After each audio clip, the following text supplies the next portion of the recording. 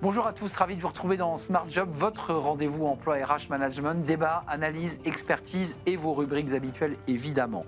Bien dans son job, l'ambition de la fraternité, c'est le titre d'un livre écrit par Bernard Strait, président Action Philippe Strait, auteur de cet ouvrage, L'ambition de la fraternité, ma vie, mes combats, un entrepreneur dans le sang, qui a pris un peu de recul et va nous raconter en quelques mots son parcours, son engagement. On découvrira son livre sorti chez Desclés de Brouwer. Il est notre invité.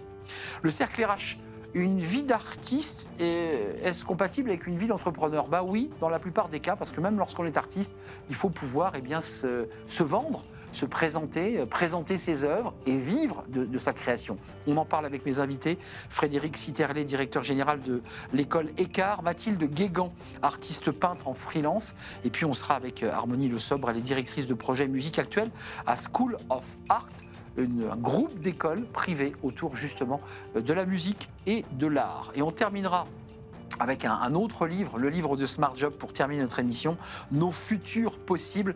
Notre invitée Guénaëlle Gault, c'est l'autrice, directrice générale de l'Observatoire des sociétés et consommations, l'Obsoco, avec un livre justement, Nos futurs possibles, avec 3 scénarios possibles justement du monde qui nous attend. On en parlera avec elle à la fin de notre émission, mais tout de suite, c'est bien dans son job.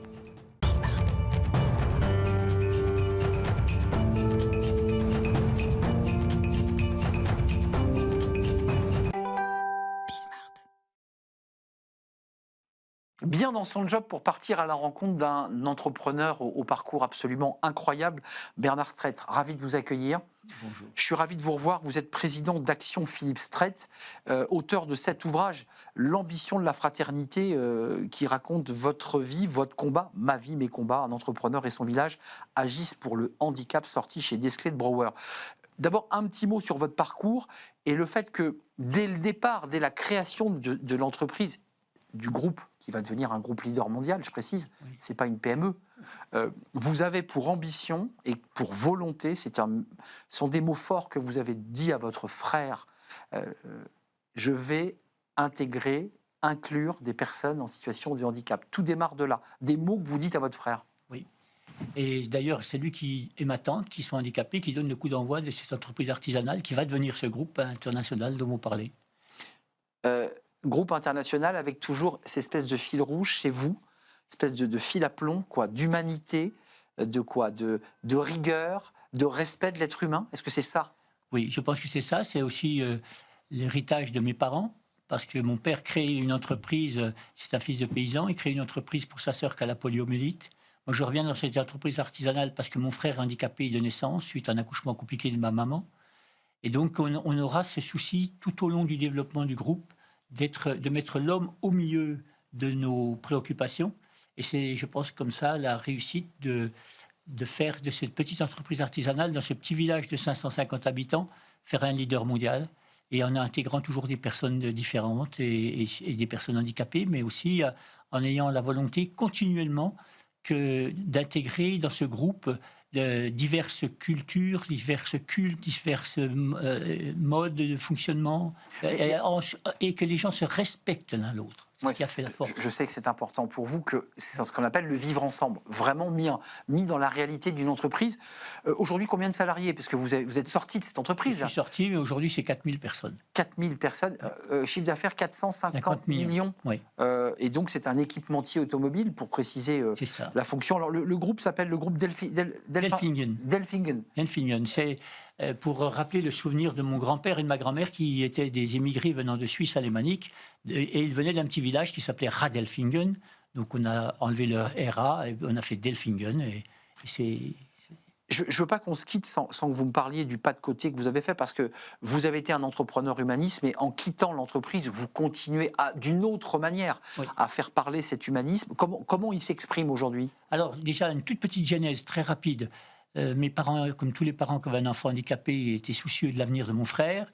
J'ai fait la promesse à mes parents de m'occuper de mon frère. Quand mes parents nous ont partagé en 1984, il a eu la maison d'habitation, moi l'entreprise artisanale. Je lui ai acheté rapidement sa maison en viager pour qu'il ait un patrimoine.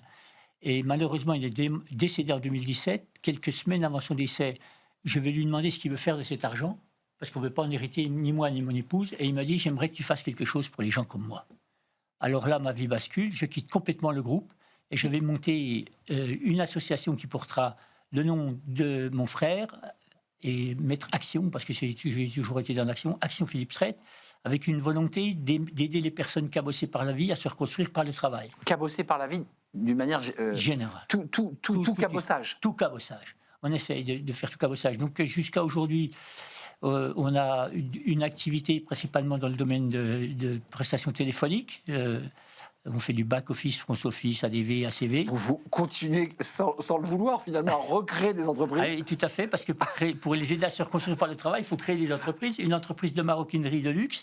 Et puis, là, le projet, vous me parliez du projet, pour embaucher des personnes avec le handicap mental. On a fait une belle salle de spectacle qui est au milieu de l'usine et qui peut recevoir 800 personnes debout, 600 personnes assises. On va construire un restaurant et les personnes handicapées mentales vont pouvoir être intégrées aussi pour pouvoir travailler en cuisine et travailler pour servir sur les tables. Et la salle de spectacle pour y faire des spectacles. Des spectacles, bien sûr, et des spectacles et des cabarets, des spectacles de soirée où tout le service sera assuré par des personnes avec un handicap mental. Donc un petit Pigalle sans le côté, mais un petit côté comme ça, un peu canaille. Bon, on va essayer de ne pas être trop canaille. Oui, je pense que, pardonnez-moi, mais la métaphore avec Pigalle, c'est quand même un peu exagéré. En tout cas, l'idée, c'est l'enjeu festif aussi de créer un lieu de fête et un lieu de vie. Et surtout, l'idée derrière celle-là, c'est d'une acculturation de la population à l'handicap. Parce que si on veut venir passer un agréable moment, voir un beau spectacle, eh bien, il faudra accepter que le service soit fait par des gens qui ne sont pas ordinaires. Ça, c'est votre extraordinaire. Défi. Juste avant de nous quitter, ce qui est intéressant dans votre vie, parce que même en voulant quitter l'entreprise, en disant je prends du recul, vous retombez finalement dans la création d'entreprise, dans l'idée d'accompagner des gens, de manager des équipes. Enfin, vous avez ça dans le sang. Oui, j'ai ça dans le sang, mais j'ai toujours été mené par un souci, c'est de faire reculer la misère. Et on ne fait reculer la misère que si on crée de la richesse. Ce qu'on oublie un peu aujourd'hui. Vous soulevez un sujet éminemment politique. Merci Bernard Strait. Ce livre, pour vous découvrir l'ambition de la fraternité, Ma vie, mes combats, édition Desclés de Brouwer.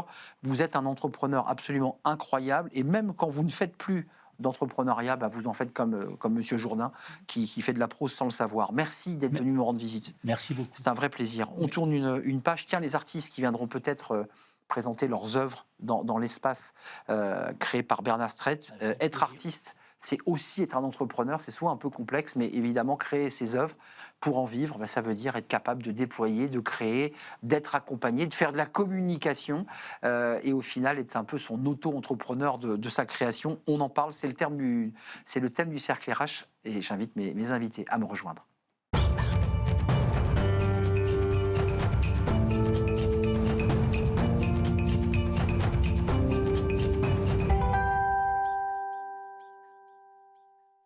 Le cercle RH, pour parler d'un sujet, alors on parle emploi évidemment dans cette émission, mais on a essayé de faire un petit pas de côté. Vous allez voir, on va relier ça au monde de l'entreprise. Être artiste, ça veut dire quoi aujourd'hui, au XXIe siècle? Ça veut dire produire, créer des œuvres, mais ça veut dire aussi essayer de vivre de son art. Et là arrive le modèle économique, la manière de pouvoir construire ce modèle, et puis parfois de faire une école d'art pour ensuite en vivre. Et c'est tout le sujet du jour. Est-ce que c'est un métier comme un autre? Est-ce qu'on est chef d'entreprise lorsqu'on est artiste? On va tenter de répondre à toutes ces questions avec mes invités. Mathilde Guégan, tiens, commençons par vous. Vous êtes artiste peintre en freelance. Et on écoutera la manière dont vous avez décidé de vivre de votre art et le modèle économique que vous avez créé. On va en parler avec vous dans quelques instants. Harmonie Lezobre, merci d'être avec nous. Vous êtes directrice de projet Musique Actuelle School of Arts et vous vous occupez, alors c'est un très gros groupe d'écoles. Vous êtes centré, vous, sur les écoles de musique? C'est ça. Combien d'écoles là 6 structures, donc dans les musiques actuelles, les musiques électroniques et tous les métiers techniques du spectacle. Génial, et qui va faire écho évidemment à Frédéric Sitterlé. Bonjour Frédéric, ravi de vous revoir. Vous avez changé de casquette, mais je suis très heureux de vous revoir. Directeur général de ECAR, alors qui est un établissement privé d'enseignement technique supérieur du son, de l'image, qui a été fondé par Jean-Paul Vuillin, si je ne dis pas de bêtises. Combien de sites? Il y a 3 sites, je crois. Exactement. Alors, on a 2 sites, 2 campus à Paris et à Lyon, 2000 étudiants formés. Et depuis plus de 50 ans, on forme à tous les métiers techniques et artistiques de l'image et du son, donc en cinéma et en audiovisuel. avec les enjeux de l'IA qui arrivent, qui percutent le métier. Je commence par vous, parce que choisir un thème, alors que vous avez vu, c'est souvent des thèmes extrêmement sérieux sur le droit du travail, sur les enjeux des entreprises. Comment vous définiriez votre fonction? C'est un métier, être artiste, ou est-ce que vous êtes en train justement d'en faire un métier parce que vous avez créé un modèle économique? Racontez-nous. Est-ce que c'est un métier d'être artiste? Moi, j'ai choisi d'être artiste après avoir eu un métier. Donc, j'ai travaillé en entreprise pendant longtemps. Vous avez connu le monde de l'entreprise. J'ai connu très bien le monde de l'entreprise. Je l'ai beaucoup aimé. Je suis une grande fan de l'entreprise. J'étais chef de projet, j'étais manager. Et j'ai fait le choix, à 35 ans, de repartir à zéro et de faire une école d'art parce que j'avais envie de répondre à des questions existentielles. Et vous avez résolu, vous avez répondu à ces questions existentielles? Oui, et j'en suis ravie. Et Donc là, aujourd'hui, vous êtes plus artiste, vous avez passé à autre chose alors? en tant qu'artiste, non, maintenant j'ai trouvé vraiment la direction dans laquelle j'ai envie d'avancer et dans laquelle j'ai envie de construire du coup ma carrière. Un mot sur la manière dont vous en vivez, parce que c'est vrai que c'est compliqué. Parfois, ils ont des agents, parfois, ils ont une vente en direct en galerie, ou du mécénat, les entreprises achètent les œuvres. Comment vous construisez votre modèle économique, vous qui êtes un peu particulier? Donc il y a autant de modèles économiques qu'il y a d'artistes, et d'ailleurs il y a tellement d'arts différents, donc là on a déjà deux exemples différents. Chez nous, donc chez les peintres, chez les plasticiens, le modèle le plus connu, c'est la représentation en galerie et la vente à des collectionneurs, ce qui est finalement, c'est un peu la même chose que pour les écrivains. C'est un très petit nombre d'élus et c'est un système qui fonctionne beaucoup en vase clos et en petit comité. En réseau, pour ne pas dire en réseau. En réseau. Oui. Mais bon, moi, le réseau, c'est pas quelque chose de forcément négatif, c'est quelque chose qui est très positif. Il faut cultiver, ouais. Qu'il faut cultiver, mais par contre, donc on choisit dans quel réseau on a envie d'évoluer. Et moi, j'ai choisi des réseaux très atypiques comme artiste. J'ai beaucoup travaillé pour le sport et je travaille beaucoup pour les entreprises. Voilà, j'ai choisi. Les JO. Alors, j'ai beaucoup travaillé sur les JO pendant 2 ans, entre 2022 et 2024. Maintenant, je travaille sur les mathématiques. Et puis, alors moi, j'ai choisi un modèle économique qui est basé sur les fresques en entreprise. Donc, c'est ça qui me permet aujourd'hui d'avoir... Alors, je veux pas donner de faux espoirs. Je n'ai pas retrouvé mon salaire d'avant, quand je travaillais en entreprise. C'est ça. Mais j'ai de quoi être indépendante et c'est très important pour moi. Mais vous répondez aussi à des questions existentielles, parce que c'était aussi des ça, chemins que vous êtes tracés. Ouais. Parlons des écoles, parce que là, vous formez des étudiants qui vont partir, je ne sais pas, faire des comédies musicales, être des créateurs, enfin, tous les métiers. C'est compliqué, parce qu'eux aussi, là, ils sont dans leur question existentielle d'étudiants. C'est: est-ce que je vais trouver un emploi? Est-ce que je vais finir à Auchan à la caisse parce que je ne trouverai pas de débouché à mon art? Comment vous leur expliquez ça? Comment on prépare ces étudiants? Et je poserai la même question à Frédéric Sitierlé. Alors, moi, je vais vous parler plus précisément donc, des musiciens, des musiciennes. Donc, le groupe School of Art, en fait, ça représente à la fois des formations de métiers, donc de la musique, de la comédie musicale, du théâtre et des arts visuels. D'accord. Pour ma partie, de la musique, comment on les forme? Mais en fait, il y a toutes les compétences techniques, instrumentales, vocales, Je pose ma etc. question: comment vous les préparez au monde de l'économie? C'est-à-dire qu'il faut créer, mais il faut vivre. Alors, une fois la création, on les prépare à 4 choses. Il y a une grosse modification de la chaîne de valeur dans les musiques actuelles ces dernières années.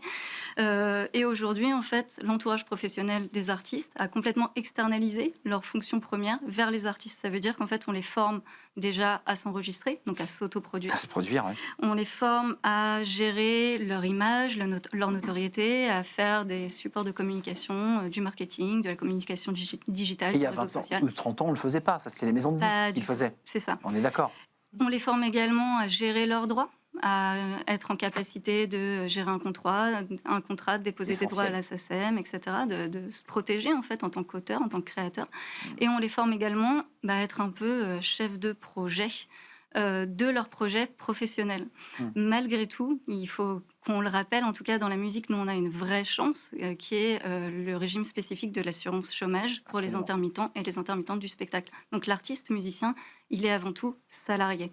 Il y a une dérive vers des compétences entrepreneuriales qui sont nécessaires aujourd'hui puisque... Mais le statut quand même, de l'intermittence garantit ça, enfin, permet ça. Ça permet ça. En fait, aujourd'hui, le musicien, il doit avoir en tête un certain nombre de choses qu'il n'avait pas avant. mais il est au départ salarié. Frédéric Sitterlet, les métiers aussi du cinéma, de l'audiovisuel, puisque c'est de ça dont il est question dans votre école, là aussi vous les préparez à ces sujets, parce que le cinéma c'est pareil, hein, il est percuté, les modèles économiques sont transformés, les plateformes arrivent, on va moins en salle, enfin tous ces sujets-là vous impactent forcément. Mais oui, parce qu'un artiste qui dure, c'est un artiste qui sait entreprendre sa carrière. Hein, on n'est plus dans des carrières faites de succession de postes. Avant, on était tout le temps dans la même entreprise, puis il y a eu des successions de postes. Aujourd'hui, on est dans des successions de projets. Et donc, il faut préparer les étudiants, futurs C'est le cas de professionnels, Mathilde, hein. à enchaîner les projets les uns après les autres. Finalement, il n'y a pas de liberté artistique s'il n'y a pas d'autonomie économique. C'est clair. Donc, il faut les former à ça. Et là, c'est tout le rôle de l'école qu'on interroge. Avant, il suffisait, après avoir passé son bac, de faire une école. Et ça suffisait à faire une carrière. Aujourd'hui, le monde change de manière très importante. Et finalement, le rôle de l'école, c'est d'ouvrir sur cet univers professionnel, d'être une zone mixte. On n'est plus en formation initiale. On est déjà dans un campus où les entreprises sont présentes. Chez nous, par exemple, il y a des sociétés de production, de distribution qui font leurs films directement sur le campus avec les étudiants. Le grand film d'animation qui sort au cinéma ce mois-ci, Les Légendaires, c'est un film qui a pour berceau le campus de l'école. Génial. Et donc, ça prépare les étudiants à ces futures carrières faites de projets plus que de postes. J'entends l'intermittence du spectacle, qui est un statut qui existe toujours et qui est un peu notre modèle français. Hein. Il y a eu des manifestations et une exception française. Moins vrai quand même aujourd'hui pour le secteur même si le cinéma, l'intermittence fonctionne toujours, mais c'est moins vrai. On a de plus en plus d'auto-entrepreneurs, de personnes qui sont un peu slasheurs, qui font plusieurs activités. Ça aussi, c'est vrai, c'est de plus en plus vrai d'ailleurs. On a la chance quand même d'avoir un écosystème qui a longtemps été préservé, une exception française qui en Europe est très favorable. Néanmoins, il faut se préparer à des changements. Alors effectivement, aujourd'hui, un créateur de contenu, c'est quelqu'un qui est très autonome, qui gère son projet artistique, son projet visuel, mais qui est capable de gérer son entreprise aussi. Et on voit comment les youtubeurs, les créateurs développent leurs projets avec une agilité beaucoup plus forte que les entreprises Chez vous, traditionnelles. et peut-être chez Mathilde aussi d'ailleurs, parce qu'il y a aussi des projets de fresques, il y a quand même l'impact du monde du numérique. On parle de l'IA, mais le numérique, d'une manière générale, a impacté ou modifié, transformé les métiers. La numérisation de la musique, on n'achète plus de CD, les enjeux numériques de l'IA. Vous aussi, vous êtes impacté ou touché ou porté par cette poussée du numérique, ou vous dites, moi, dans ce que je crée, je ne suis pas impacté. Alors moi j'ai choisi la peinture, ce qui est encore un bastion un petit peu Justement. manuel, bien qu'on essaye de faire des robots qui peignent, etc. Et c'est très intéressant à suivre. Moi, j'utilise beaucoup l'intelligence artificielle pour m'aider dans toutes mes tâches, pour m'assister en fait dans toutes mes tâches d'entrepreneuse. D'accord. Aide-moi à trouver la bonne TVA, aide-moi, tous ces sujets-là. Enfin. Oui, la communication, rédige-moi. Moi, je viens de créer un podcast, donc Comment il s'appelle, qu'on fasse un peu de publicité? De la voix à la peinture. De la voix à la peinture. Donc, il m'aide à rédiger mes interviews, etc. Donc, je le sollicite beaucoup. Et même, je commence pour des prestations vraiment clients, des animations artistiques pour des entreprises, à utiliser l'IA. Après, moi, le cœur de mon métier, c'est d'inventer des choses, et ça, d'inventer des concepts. Et ça, je pense pas que, pour l'instant, ils puissent complètement me remplacer. Frédéric, parce que l'IA impacte. C'est formidable, c'est que l'IA permet de diminuer la barrière à l'entrée pour créer des contenus, créer des films, créer de la musique. Donc c'est ce qui permet à de plus en plus de monde de faire des contenus. Et donc libérer... Comme pour les journalistes, hein. Aujourd'hui tout le monde est un peu journaliste. Hein. Et libérer de certaines contraintes qui avant étaient techniques, qui créaient des barrières à l'entrée, finalement le créateur peut se consacrer de manière longitudinale à plus de choses sur son projet. Ça nécessite qu'il devienne entrepreneur de son propre projet. Vous êtes d'accord avec ce terme-là, entrepreneur, même si le modèle de l'intermittence est une garantie et une sécurité financière. Mais dans l'esprit, est-ce qu'il y a plus ce modèle-là aussi chez vous? Oui, il y a nécessairement une dimension entrepreneuriale dans la gestion d'une carrière artistique. Elle est évidente. Il faut se trouver un entourage professionnel, il faut trouver des dates, il faut se créer une communauté, il faut être sur plusieurs projets en même temps. Être sur un seul projet artistique, ça ne tient pas la route. Donc il faut être sur plein de projets. Il y a vraiment une dimension entrepreneuriale à la carrière de musicien ou de musicienne. Et la sortie de vos étudiants, et je poserai la même question, ça dit quoi? Parce qu'il y a beaucoup d'étudiants qui rentrent, qui vont se former à la musique, à la danse, à plein de choses. Combien accèdent ensuite au métier? Et c'est vrai aussi pour les écoles de journalisme, je le précise, avec un effet un peu comme ça, entonnoir. Chez nous, sur nos promos, on est aux alentours de 80% de taux d'insertion. dans le secteur donc dans du le spectacle. dans le secteur des musiques actuelles ou des musiques électroniques, ce qui est plutôt une bonne chose. Ouais. En revanche, la réalité d'une carrière artistique au départ dans les musiques actuelles, c'est un cumul de plusieurs activités. On n'est C'est pas ça. seulement interprète. On est interprète, on fait mixe, également... on fait de l'arrangement. Voilà, on fait de l'arrangement, Mm. on fait aussi de la formation, de l'enseignement, de la médiation. On fait plusieurs choses. Et en fait, plus on avance dans sa carrière professionnelle, plus en fait on réduit Ouais. son nombre d'activités On professionnelles. affine en fait et on se Exactement. spécialise dans un secteur.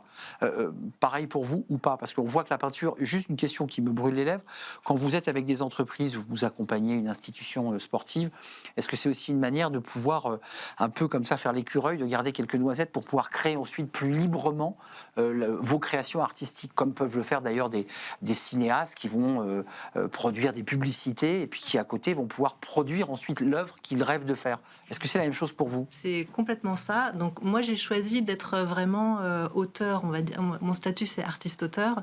Donc j'ai choisi de porter tous les projets que je fais, même les projets alimentaires, sous ma J'ai casquette, pas osé le dire, d'artiste. c'est ça. Donc il y a une partie de mon travail qui a une visée commerciale, artiste commercial, et mais ça c'est fait pour soutenir Assumer. ma pratique. C'est complètement Ouais, assumé. d'accord, c'est intéressant. Et du coup, je porte les mêmes valeurs. Par contre, ça c'est hyper important Ouais. dans mes projets Parfois commerciaux. alimentaire, on ne s'en vante pas. Vous voyez, on dit oh j'ai fait ça, mais c'était vraiment pour. Ouais, Alors que vous, c'est assumé. c'est que assumé. Les deux se répondent. Et les deux fonctionnent ensemble. Pareil pour vous, la sortie d'école, parce que l'audiovisuel, c'est des métiers qui font rêver. Les jeunes veulent faire du cinéma, veulent faire de l'animation. Là aussi, vous en sortez combien et combien arrivent à entrer dans le métier? On est dans des métiers où on existe par ce que l'on fait. Hein, il faut revendiquer son travail et c'est parce qu'on a fait quelque Il faut de la chose personnalité, donc. qu'on fera appel à nous ensuite sur d'autres projets. Et c'est le chemin de beaucoup d'étudiants sortant de l'école. Ils créent leur troupe de théâtre.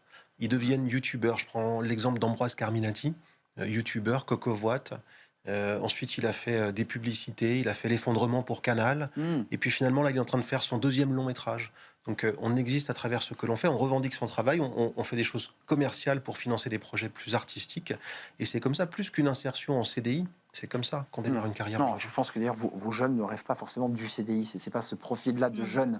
Je pense que c'est plutôt des slasheurs créatifs. Et je pense qu'aucun de ceux qui sortent dit je rêve d'avoir un CDI. On est d'accord? On est d'accord. Vous rêviez d'un CDI, vous, quand vous étiez Moi, chef non, de mais projet ou pas? Vous l'avez eu, votre CDI, vous? Moi, je l'ai eu. Ah, en bah fait, oui. Voilà, c'est pour ça. Moi, j'ai déjà fait ce parcours, donc je sais ce que. Vous savez ce que c'est? Mais j'ai vu en école des gens qui se positionnaient comme exécutants. En fait, on peut être C'est vrai. dans l'art et être plus dans une. En deuxième rideau, Voilà. pour accompagner des artistes. Et tous parce que les c'est aussi des leaders, métiers. tous ceux qui ont un projet d'auteur ont besoin de gens vrai. avec eux. C'est vrai, tout l'écosystème qui entoure l'artiste, évidemment, ce sont aussi des gens très proches de ces métiers. Passionnant. Merci à vous trois. Mathilde Guégan, artiste peintre en freelance, on peut aller vous voir sur votre site, sur vos actions et sur ce que vous avez fait, notamment pour les JO, entre autres, avec des fresques. Merci d'être venu nous rendre visite. Harmonie Le Sobre, directrice des projets musique actuelle School of Art. Et vous vous occupez en particulier de la musique. Plein d'écoles, si vous nous regardez, allez jeter un œil. Il y a peut-être des écoles qui intéresseront vos enfants.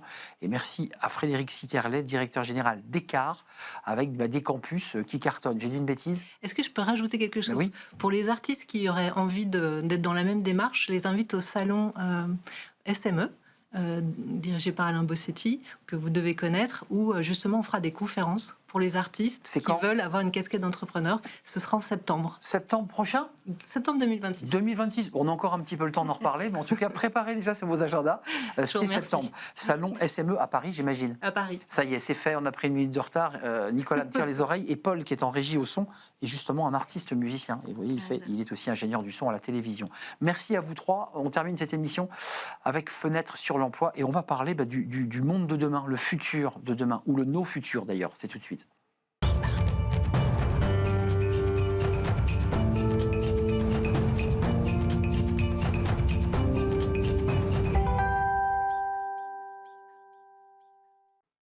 On termine notre émission avec le livre de Smart Job, No Future, nos futurs possibles.